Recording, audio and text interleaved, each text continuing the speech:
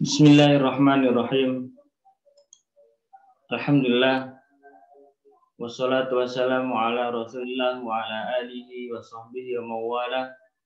Asyhadu an la ilaha illallah wahdahu la syarikalah wa asyhadu anna Muhammadan abduhu wa rasuluhu la nabiyya ba'dah.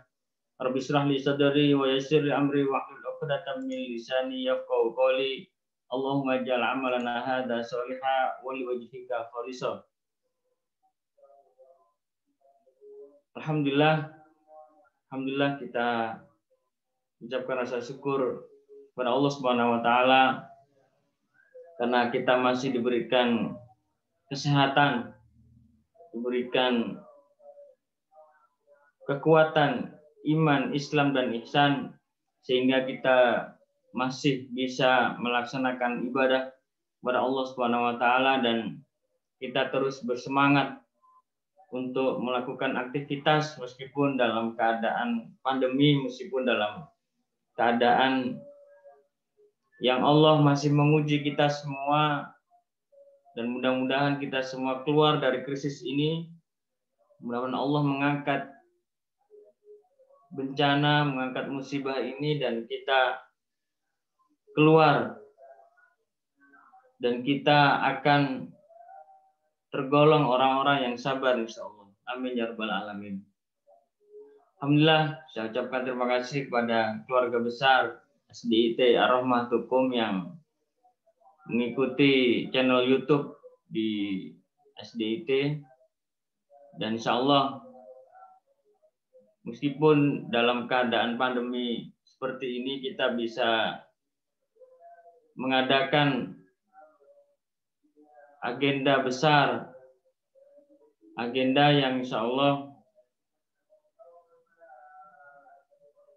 memberikan keberkahan kepada kita semua sehingga kita terus bisa meningkatkan semangat kepedulian kepada sesama di tengah pandemi COVID-19 ini dengan mengadakan Zikra Maulidur Rasul, dengan mengadakan Maulid Nabi Muhammad Sallallahu Alaihi Wasallam.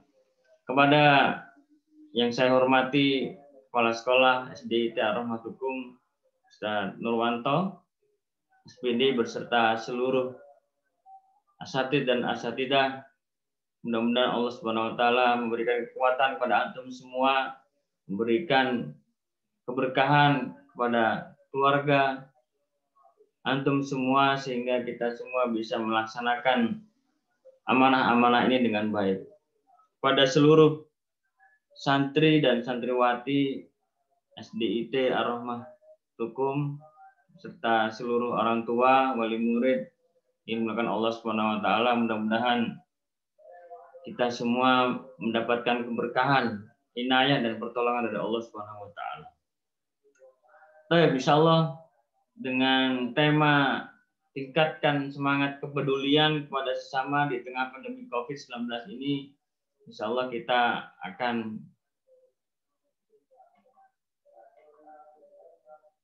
mencari bagaimana sosok Rasulullah SAW sebagai manusia terbaik yang Allah turunkan di muka bumi ini. Rasulullah yang insya Allah menjadikan manusia ini orang-orang yang memiliki akhlak yang paling mulia. Dengan kita mengikuti dan menjalankan seluruh syariat Allah SWT, sehingga kita bisa meniti jejak Rasulullah SAW sebagai manusia yang terbaik. Sebagaimana firman Allah SWT dalam surat Al-Qalam, wa innaka la'ala khuluqin adzim. Dan sesungguhnya kamu wahai Muhammad benar-benar memiliki budi pekerti yang paling agung, yang memiliki budi pekerti akhlak yang paling mulia. Sehingga petunjuk Nabi Muhammad SAW adalah sebaik-baik petunjuk. Fa inna khairal hadisi kitabullah wa khairal huda huda Muhammadin sallallahu alaihi wasallam. Sungguhnya sebaik-baik al-hadis, perkataan, dan petunjuk adalah kitabullah.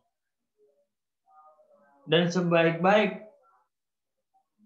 huda, petunjuk adalah petunjuk Rasulullah SAW. Makanya kita sebagai manusia yang insya Allah memiliki akal, pikiran, dan hati ini, kita terus mencari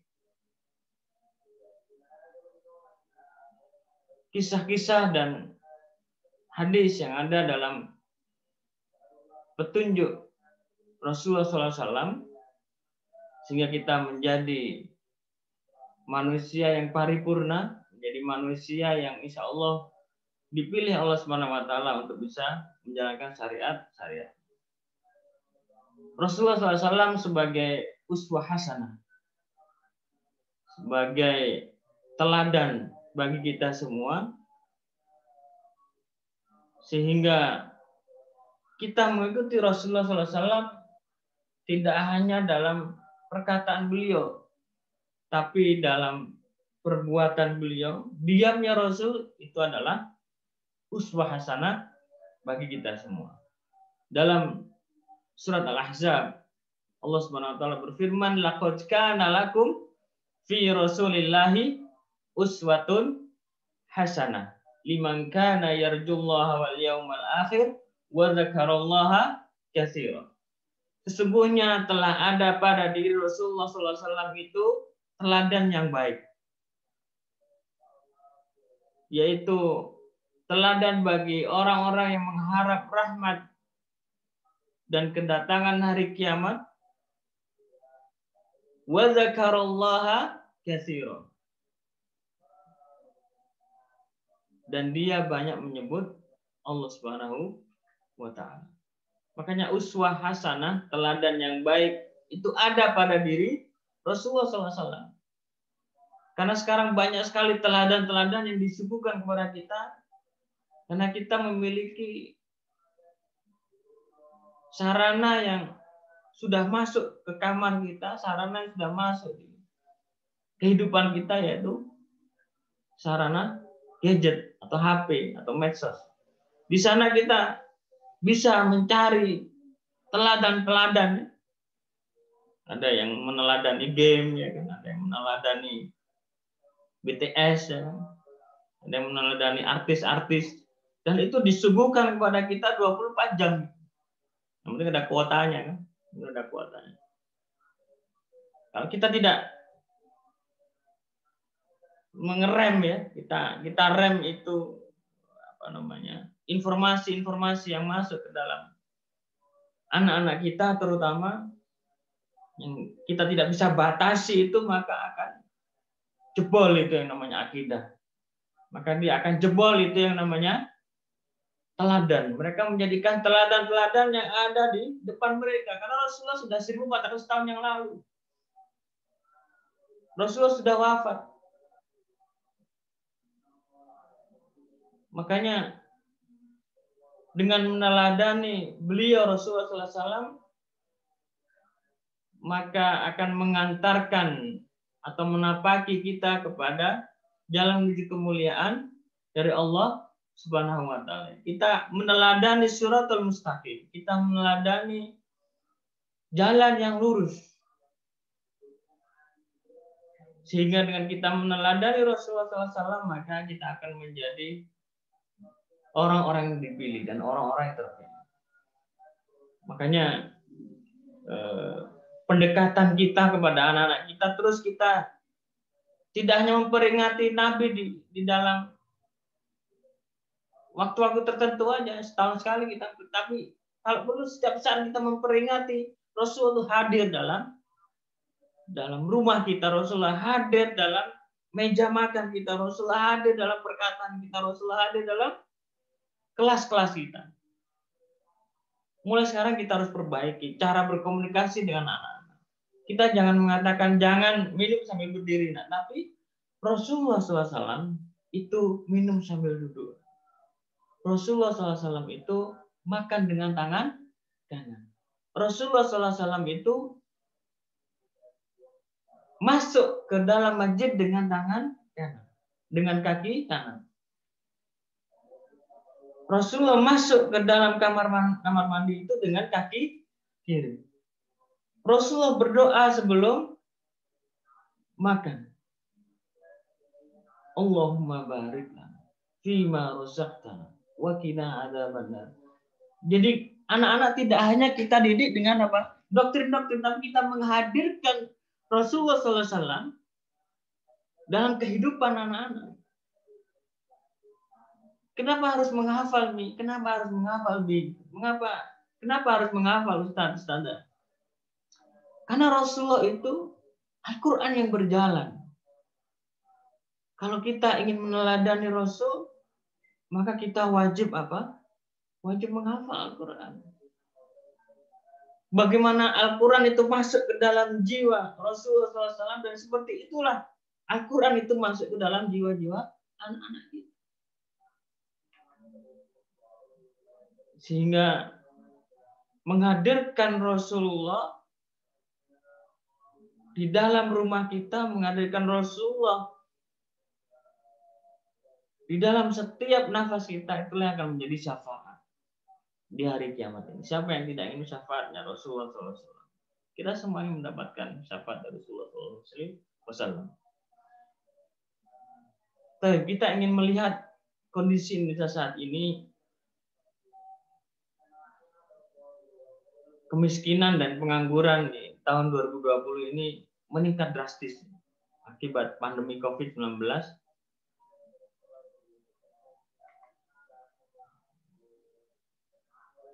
Akibatnya apa ketika pandemi ini menimpa di seluruh dunia, tidak hanya di Indonesia saja. Ini dampak COVID-19 terhadap perilaku masyarakat yang disampaikan di sebuah seminar oleh Bank Indonesia. Secara umum ada pergeseran konsumsi masyarakat yang mulai beralih memanfaatkan teknologi digital. Masyarakat paling banyak bertransaksi menggunakan ponsel secara online. Pertumbuhannya mencapai 45%. Bahkan sebaliknya, belanja langsung di toko fisik itu berkurang hampir 50%. Artinya apa? Orang banyak berinteraksi di rumah. Anak-anak kita banyak berinteraksi di rumah. Anak-anak kita banyak berinteraksi dengan gadget. Anak-anak kita banyak berinteraksi dengan teknologi. Makanya dengan kita menghadirkan Rasulullah ke dalam hati ini, ke dalam jiwa ini, dalam rumah, di dalam kelas, di dalam sekolah. Di sekolah pun anak-anak sekarang sudah terbatas, ya kan. Paling lama mereka 4 jam. 20 jam sisanya di mana? Di rumah. Makanya uswah yang terbaik yaitu orang tua di rumah harus mulai meneladani kehidupan Rasulullah SAW. Nanti kita akan melihat bagaimana Rasulullah SAW, sifat kedermawan beliau yang perlu kita contoh dan perlu kita teladani. Jadi salah satu hikmah dari pandemi COVID ini adalah terjadi peningkatan empati antar masyarakat.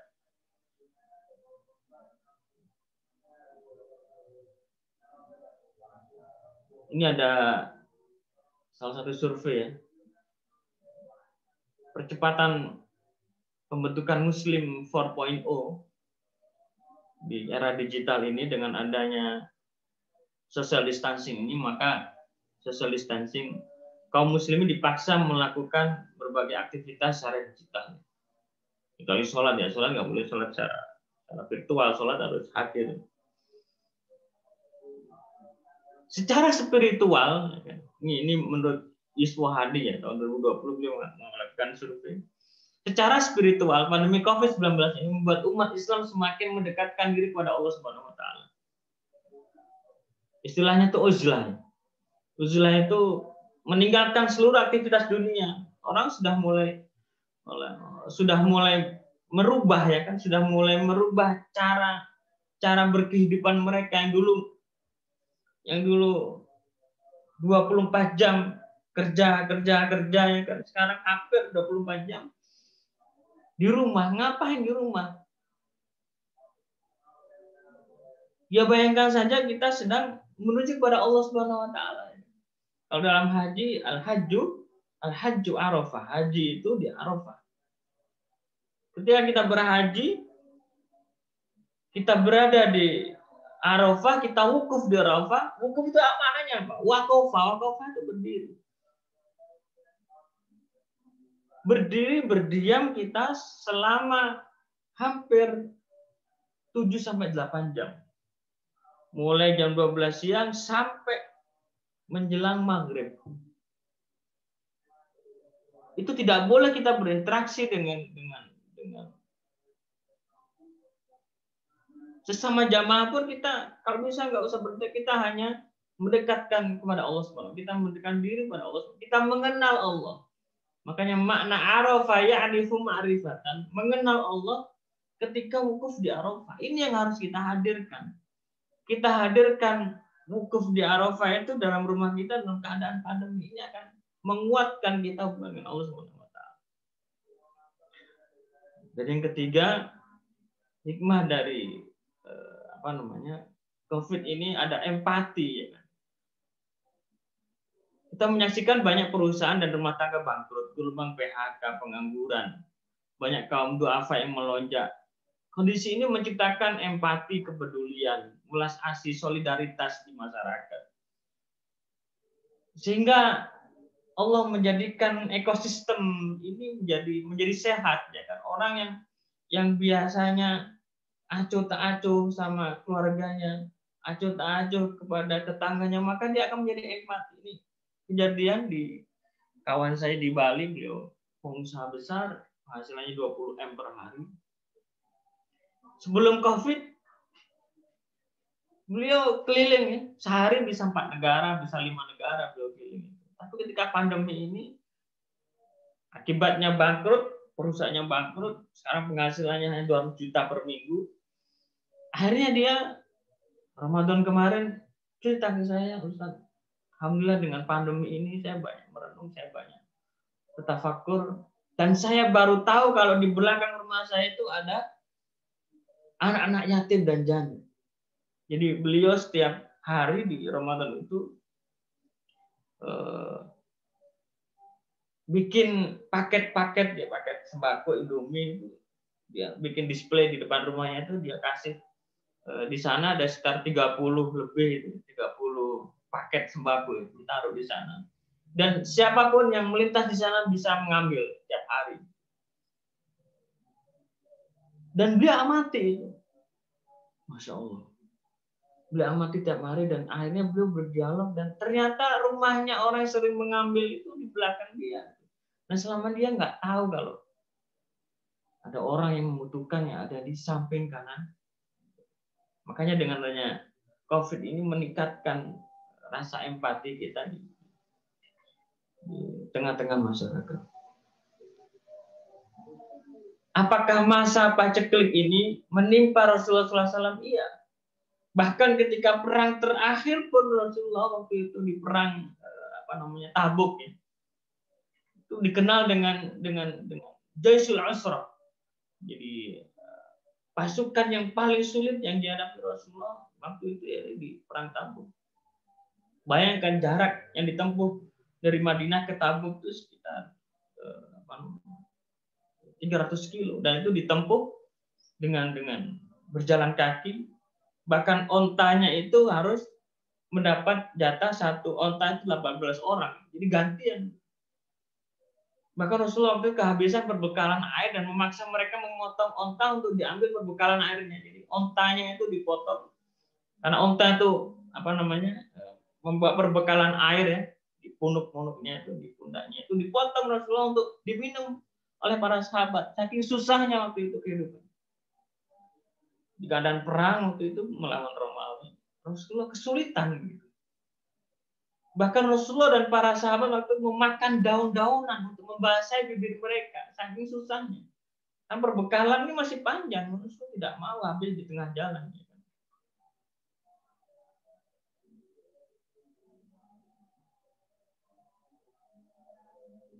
Tapi ketika pasukan Islam tiba di Tabuk, Rasulullah memberikan semangat kepada kaum muslimin dengan menyampaikan kabar gembira, memberikan ancaman dan peringatan, menganjurkan kepada kebaikan dunia akhirat. Bahkan rasa khaufnya para sahabat dan Rasulullah waktu itu menggetarkan bumi sehingga apa? Menyebabkan pasukan Romawi itu mundur dan berpencar. Sebelum perang itu mereka mundur dan berpencar. Ketakutan dan khawatir. Kenapa? Sekarang ini pasukan Rasulullah 30.000 melawan berapa? 40.000. Kebayang nggak? Bahkan di perang Badar pun Rasul cuma 3.000 pasukan mengalahkan berapa? Mengalahkan 30.000. Ini Rasulullah membuat 30.000. Perang 50 hari, 20 hari berada di Tabuk dan 30 hari perjalanan berangkat ke Tabuk dan pulang ke Madinah.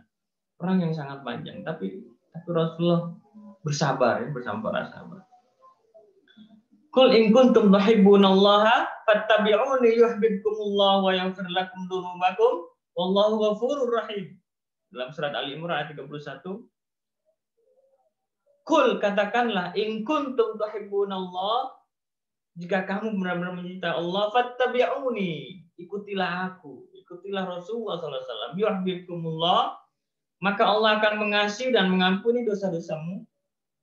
Wa yaghfir lakum dzunubakum wallahu ghafurur rahim. Allah Maha Pengampun lagi Maha Penyayang. Jadi kalau kita mengaku cinta, benar-benar cinta kepada Allah, maka ikuti Rasulullah. Ittiba, makanya dinamakan ittiba. Ittiba itu mengikuti Rasulullah. Jadi yang namanya mengikuti itu yang mengikuti jejaknya Rasulullah, di belakang Rasulullah, bukan di samping Rasulullah, bukan di belakang Rasulullah, tapi kita mengikuti jejak Rasulullah. Yang namanya mengikuti jejak Rasulullah itu nggak pernah putus mengikuti Rasulullah. Jangan sampai kita pernah putus mengikuti jejak Rasulullah Shallallahu Alaihi Wasallam. Makanya ayat ini turun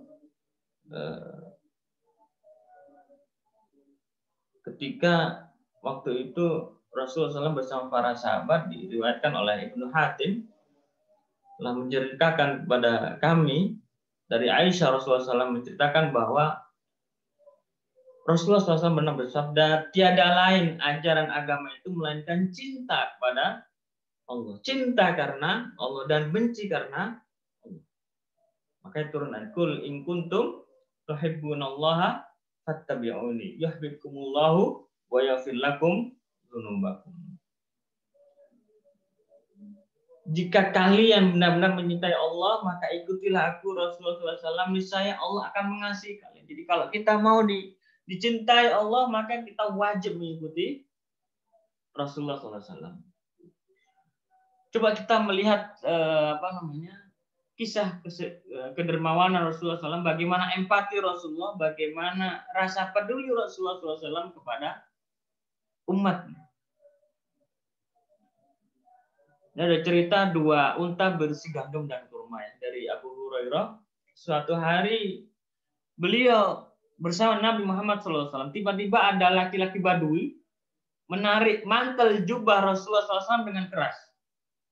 Jadi waktu itu ada majelis Rasulullah, kami tidak pernah mengikuti majelis Rasulullah. Ketika beliau duduk, kami duduk. Ketika Rasulullah berdiri, kami berdiri. Dan waktu itu ada laki-laki Badui langsung datang ke majelis Rasul dan menarik mantel jubah Rasulullah SAW dengan keras. Padahal jubah beliau itu kasar ya, sehingga memerah leher Rasulullah SAW. Laki-laki Badui itu berkata, apa? Wahai Muhammad, isikan kedua untaku dengan apa saja. Jadi dia, laki-laki Badui ini membawa dua unta dan meminta Rasulullah untuk diisikan unta ini dengan makanan, dengan perhiasan macam-macam, yang penting diisi. Badui ini lagi kere nih, lagi pengen dibantu oleh Rasulullah SAW.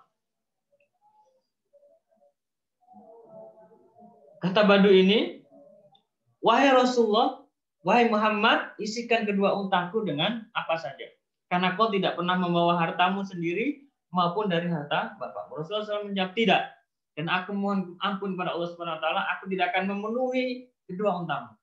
Karena kasar dia. Orang yang paling mulia, orang yang paling dicintai oleh Allah Subhanahu wa taala dan umat ini diperlakukan kasar. Rasulullah agak jengkel ini. Saya tidak akan memenuhi kedua ontamu kalau engkau tidak berbuat baik kepadaku.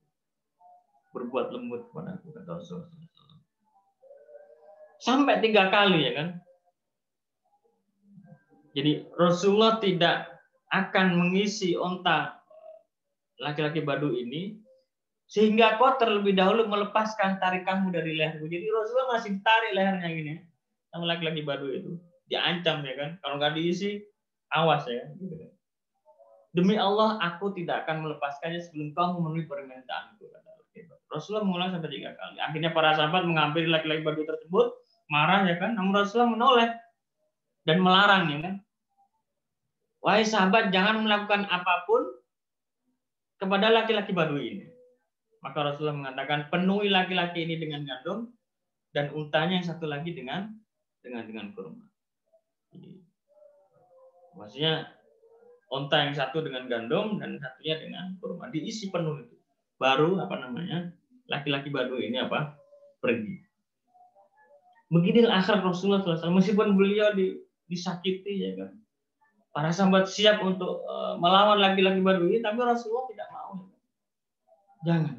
Udahlah isi aja lah itu untanya itu dengan kurma dan gandum. Kurang baik apa Rasulullah? Dan ini ada kisah lagi Rasulullah dengan uang 7 dinar ya. Istri Rasulullah SAW, Ummu Salamah, suatu hari bercerita, Rasulullah masuk ke rumah Ummu Salamah dengan wajah pucat. Pucat Rasulullah masuk ke rumah Ummu Salamah. Ummu Salamah khawatir Rasulullah sakit. Jadi kebayang nggak masuk ke rumah pucat ya kan, kayak mau pingsan gitu kan. Ummu Salamah menanyakan, ya Rasulullah, mengapa wajahmu begini pucat? Ya, Rasulullah menjawab, aku pucat begini bukan karena sakit, kata Rasulullah. Jadi Rasulullah itu dalam perjalanan, kemudian beliau pergi berdakwah, pulang dari dakwah beliau pucat. Apa yang diberikan Rasulullah? Melainkan aku ingat, kata Rasulullah, aku ingat uang 7 dinar yang kita dapatkan kemarin sore, sampai sore ini masih berada di bawah kasur dan kita belum menginfakkannya. Gimana nggak ngeri? Jadi Rasul tuh gelisah kalau di rumahnya itu ada 7 dinar. 7 dinar itu bukan 7 dirham ya. 7 dirham sekarang 2,5 juta 1 dirhamnya. 1 dinarnya sekitar 45.000. Jadi Rasulullah menyimpan kurang lebih 400.000 di bawah kasur beliau. 400.000 beliau gelisah. 400.000 itu harus diinfakkan segera gitu. Jadi barangnya Rasulullah punya tabungan nggak kira-kira Rasulullah? Nggak punya Rasulullah. Ya. Beliau punya 7 dinar dan disimpan di bawah kasurnya aja beliau gelisah. Karena belum menginfakkannya. Ini bagaimana rasa empati Rasulullah SAW yang perlu kita teladani. Dan ini juga diikuti oleh Khalifah Umar bin Khattab radhiyallahu anhu ketika menolak pemberian daging kambing. Waktu itu Ibnu Sa'ad menceritakan ketika Khalifah Umar bin Khattab menolak pemberian kambing, ketika waktu itu rakyat mengalami kesulitan akibat musim kemarau, paceklik ya kan. Beliau menceritakan Ibnu Sa'ad pada musim kemarau Umar mendapatkan sepotong roti dan diolesi dengan minyak setiap sore, sehingga pada waktu itu orang-orang menyembelih kambing dan memberikan makan kepada orang yang ada. Kemudian mereka mengambil bagian yang enak dari kambing tersebut, ya kan, pahanya, misalnya kan, terus hatinya yang diberikan kepada Umar. Jadi yang dikasih ini punggungnya kambing, hatinya dan lalu Umar mengatakan, di mana ini? Dari mana ini, kata Umar? Wahai Amirul Mukminin, ini dari kambing yang kami sembelih hari ini. Umar mengatakan, jauhkan. Seburuk-buruk pemimpin adalah jika aku mengkonsumsi bagian-bagian yang baik daripadanya dan memberikan tulang bulunya kepada orang lain. Berikan kepada aku makanan yang lain. Jadi Umar nggak mau ya. Jadi akhlaknya sahabat pun itu mereka nggak mau yang enak-enak ini Yufaddilu akhahu wa huwa yahtaju ilaihi. Mereka mengutamakan orang lain meskipun dirinya membutuhkan. Ini namanya mana isar ya. Isar itu mengutamakan orang lain, mengutamakan orang lain yang lebih membutuhkan. Jadi mulai hari ini kita mulai menghadirkan Rasulullah SAW dalam jiwa kita, dalam hati ini, dalam rumah kita, dalam seluruh kehidupan ini, sehingga ada tandanya cintanya Allah untuk hambanya. Ada tanda cinta Allah kepada hambanya. Ada 4 tanda cinta Allah untuk hambanya. Alamatu hubbullah lil abdi. Mungkin ada yang bertanya, "Ma hiya dalail hadzal hubb wa kaifa na'rifu anna Allah yuhibbuna?" Apa itu tanda-tanda cinta Allah untuk hambanya, dan bagaimana kita mengenal bahwa Allah mencintai kita? Mungkin kita ingin mengatakan, bolehlah kita cinta kepada Allah ya. Semua mengaku cinta kepada Allah, tapi apakah Allah itu cinta kepada kita? Harus ada rasa saling cinta. Nggak mungkin cinta itu hanya bertepuk sebelah tangan, jangan sampai ya. Jadi cinta kita harus dibuktikan bahwa Allah itu mencintai kita. Tanda yang pertama adalah yuhabbibullahu ilaihil iman wa yuzayyinuhu fi qalbihi misdaqan liqouli ta'ala habbaba ilaikumul iman wa zayyanahu fi qulubikum. Jadi tanda Allah cinta kepada hambanya itu habbaba ilaikumul iman. Allah terus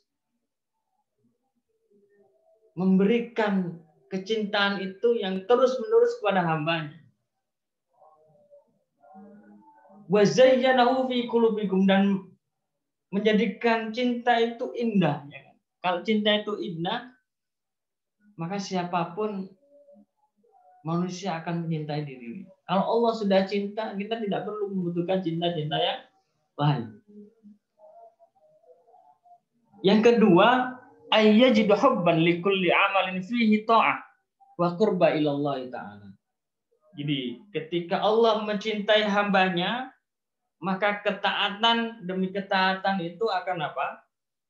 Akan hadir dalam jiwa kita ini, akan hadir dalam diri kita ini. Sehingga amal soleh yang kita lakukan, empati yang kita lakukan, perbuatan amal yang kita lakukan ini terus Allah menambah, Allah melipat gandakan. Allah terus mencintai perbuatan amal soleh. Makanya saya salut pada SDIT yang saya lihat pertama kali SD di Lumajang ini yang memberikan bantuan sembako ya dulu kepada masyarakat yang terkena dampak COVID di mana itu, di Jatiroto, yang satu desa itu di isolasi. Lu bayangkan orang yang kena COVID itu harus diisolasi selama 14 hari, nggak kerja, nggak mau ngapain. Apa yang harus dilakukan ya? Kita harus berempati, kita harus memberikan bantuan. Alhamdulillah Ustaz Nurwanto bersama jajarannya sudah memberikan contoh itu, dan sangat perlu kita dukung gerakan-gerakan ini, dan mudah-mudahan bisa terus-menerus insyaallah.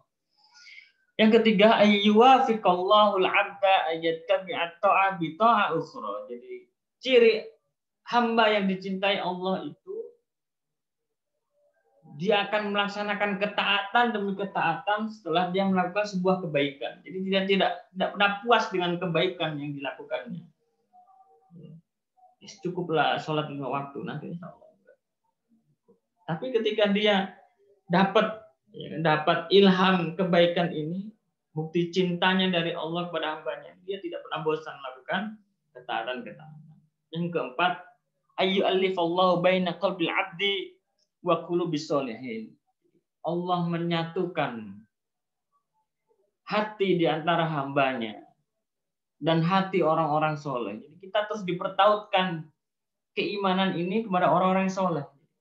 Jadi orang yang soleh satu dengan yang lain, makanya beruntunglah kita yang masuk di keluarga besar SDIT Aroma ini, keluarga besar Aroma ini, karena Allah telah menunjukkan cintanya kepada hamba-Nya. Allah telah menyatukan hati-hati umat ini, Allah menyatukan hati wali murid dengan gurunya, guru dengan wali muridnya, guru dengan anak-anak, sehingga ilmu akan hadir, ilmu itu akan bermanfaat. Meskipun sedikit pertemuan ketika di pandemi ini 4 jam, 3 jam yang biasanya 8 jam, 10 jam sampai full day itu kan. Tapi ketika pertemuan yang yang sebentar meskipun itu online misalnya kan, tapi itu didasari oleh cinta, maka Allah akan menumbuhkan rasa cinta itu kepada hamba-Nya. Itu insya Allah yang bisa saya sampaikan. Mudah-mudahan Allah Subhanahu wa taala berikan kekuatan kepada kita semua untuk bisa terus berkarya, terus berempati, terus melakukan kebaikan-kebaikan meskipun kita sendiri dalam keadaan sulit dan keadaan yang susah hari ini, tapi mudah-mudahan Allah SWT menurunkan rahmat-Nya, Allah menghapuskan dosa-dosa kita, Allah terus mempertautkan iman dan hati ini sehingga kita semua dalam keadaan iman, Islam dan ihsan. Dan kita berharap pada Allah SWT untuk Allah memanggil kita nanti dalam keadaan generasi anak-anak cucu kita ini dalam keadaan iman, Islam dan ihsan, dan dalam keadaan terus ittiba kepada Rasulullah SAW, mengikuti jejak-jejak Rasulullah SAW dan menjadi generasi penerus Rasulullah SAW untuk terus menjadikan dakwah ini sebagai panglima, menjadikan Islam ini sebagai rujukan, dan kita insya Allah menjadi golongan orang-orang yang diberikan kekuatan dan diberkahi, diturunkan rahmat dari Allah Subhanahu wa taala. Wallahu a'lam bishawab. Mungkin itu bisa saya sampaikan. Mudah-mudahan kita semua dalam keadaan sehat, dalam kondisi yang seperti ini, dan kita bisa beristiqomah. Kita doakan anak-anak kita, santri-santri kita untuk bisa menjalankan syariat Allah, istiqomah sholat duha, ya kan, istiqomah untuk bisa tilawah di rumah, istiqomah untuk bisa murojaah Al-Quran, ya kan, sholat 5 waktu, dan kita semua dijadikan Allah SWT generasi yang terbaik, generasi Rabbani dan generasi yang terbaik. Aku qouli hadza wastaghfirullah li wa lakum. Mohon maaf kalau ada kesalahan. Jazakumullahu khairan. Wassalamualaikum warahmatullahi wabarakatuh.